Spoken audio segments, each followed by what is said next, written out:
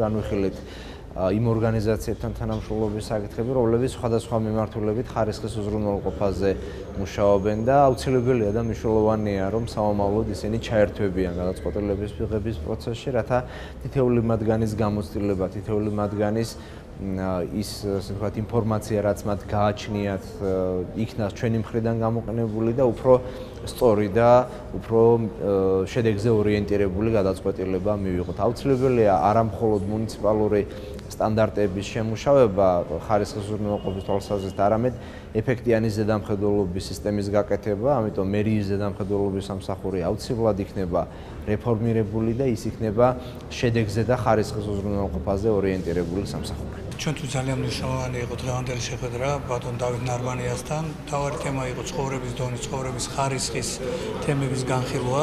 თქვენ კარგად მოგესალმებით, რომ ცხოვრების ხარისხის ძალიან ბევრი კომპონენტი წარმოადგენს პრობლემატურ საკითხს, ესაა ვთქვათ ჰაერი, სასმელი წყალი, კვების პროდუქტების ხარისხი, მომსახურების სხვადასხვა სფეროს მომსახურების დონე და ხარისხი და ეს ყველაფერი რა თქმა უნდა ადამიანთა კეთილდღეობაზეა მომართული.